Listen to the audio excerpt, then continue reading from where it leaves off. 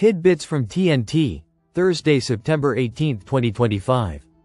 Listen to the full version on the official dinarreport.com blog and become our supporter on Patreon. Tishwash.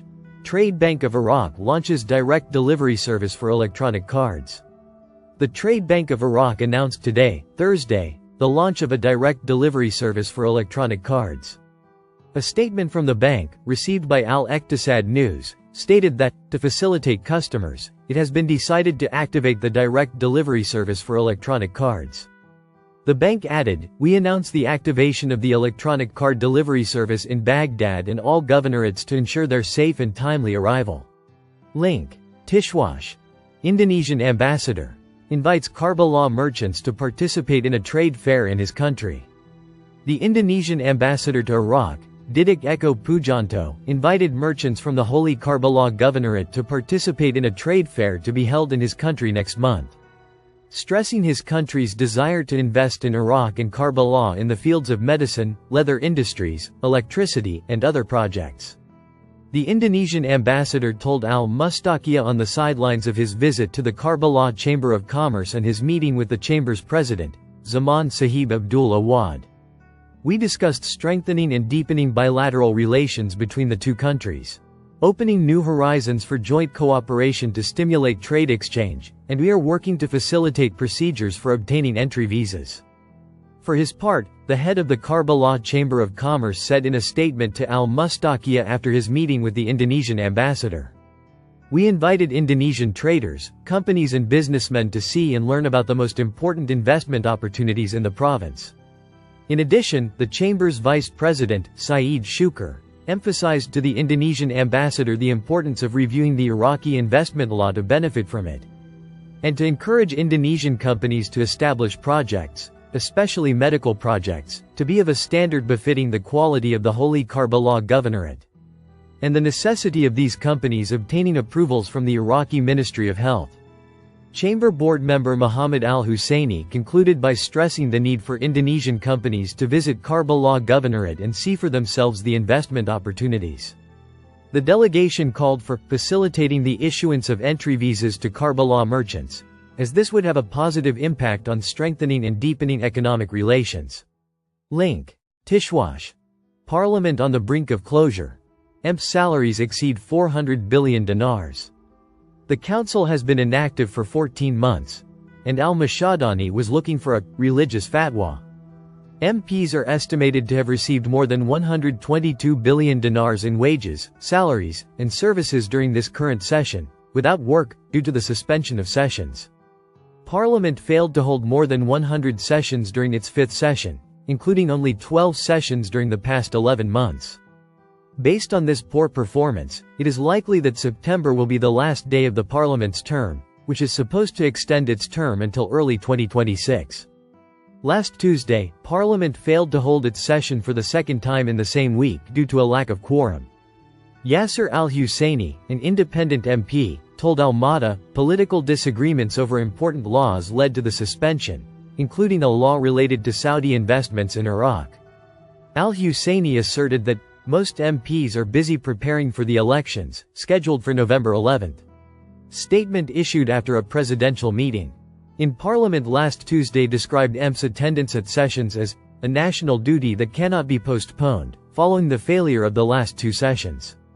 The statement, following a meeting between Parliament Speaker Mahmoud al-Mashadani and his deputies, Mohsin al-Mandalawi and Shaqwan Abdullah, emphasized the importance of the presence of parliamentary bloc heads and MPs at the upcoming sessions and their active participation in voting on vital laws. Parliament published the agenda for the sessions of Monday and Tuesday earlier this week, which included a number of laws described as important. In a video address, Deputy Speaker Shaqwan Abdullah expressed his regret over the lack of a quorum for the parliamentary session last Tuesday, despite the presence of important laws and legislation on the agenda. He added that no more than 50 MPs were present, despite the 130 MPs who signed the attendance list. He explained that this was unacceptable, given that many MPs travel from outside Baghdad to attend the sessions. Full salaries, no cuts. Last August, Parliament imposed fines on MPs who miss sessions, deducting 1 million dinars from the salary of each MP absent from a single session. The number of absentees ranged between 100 and 150 MPs per session. However, it appears that MPs have found a way around this punishment, sitting in the parliament cafeteria without attending sessions, thus avoiding salary cuts. Muhammad al-Ziyadi, a representative of the Muntasirun bloc, affiliated with Khatib Saeed al-Shuhada leader Abu Allah al-Wali, told Al-Mada, "We are not school students. MPs can express their opinion by boycotting and not attending sessions, but what matters is that they attend parliament."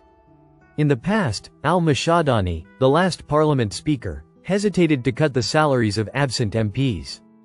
Although he said in March 2025 that he was seeking a fatwa from the Najaf martyrdom regarding MPs' attendance at sessions, describing the current session as the worst. MPs like Yasser al-Husseini believe that dismissing the absent MP, rather than simply cutting their salaries, will prevent others from being absent, explaining that, constitutionally, Parliament's term is supposed to end on January 8, 2026. The parliamentary term consists of 4 legislative years, each of which is divided into 2 terms, each extending for 8 months, with a 4-month recess. This parliament was suspended for 3 months after the elections, and has 2 presidents since the removal of former President Mohammed al-Halbusi at the end of 2023. So far, since its first session on January 9, 2022, the current parliament has only been able to hold 149 sessions out of approximately 265. This means that parliament has not functioned for 14 months, but during that period, it has received full salaries and expenses amounting to more than 122 billion and 500 million dinars. According to some reports, each member of parliament receives a monthly salary of 8 million dinars, in addition to 16 million dinars in protection allowances, and 3 million dinars in rent allowances for members of parliament not residing in Baghdad, bringing the total monthly salary of each member of parliament to 27 million dinars. The total annual cost of salaries and allowances for all 329 members of parliament amounts to more than 426 billion dinars. Hibernation time. Ghalib al-Dami, a political affairs researcher, says that Parliament has now entered the winter hibernation phase. Al-Dami added to Al-Mada, "Most of the members of Parliament are candidates and are busy campaigning in the governorates, predicting that this September will be the last day of Parliament." The worst performance of the sessions this term occurred during the tenure of its current speaker. Al-Mashadani, who was only able to hold 12 sessions in 11 months, at a rate of 1 session per month instead of the usual 8. For his part, Ziyad al-Ahrar, an academic and researcher, said that political disagreements between bloc leaders from all parties have brought parliamentary work to a near standstill. The researcher believes that the origin of the disagreement was on the day al-Mashadani was elected, late October 2024, due to objections to his assumption of the position. His election was a gracious response to the parliament speaker's previous positions with some political parties. Yes, this actually happened and caused 16 accidents. This actually happened. They dressed up the truck with a guy tied down on the roof, while the driver and passengers wore moose heads. They drove down Interstate I-35 and caused 16 accidents. Yes, they went to jail, yes, they were so drunk, and yes, men cannot be left alone. Listen to the full version on the official dinarreport.com blog and become our supporter on Patreon. Source: dinarrecaps.com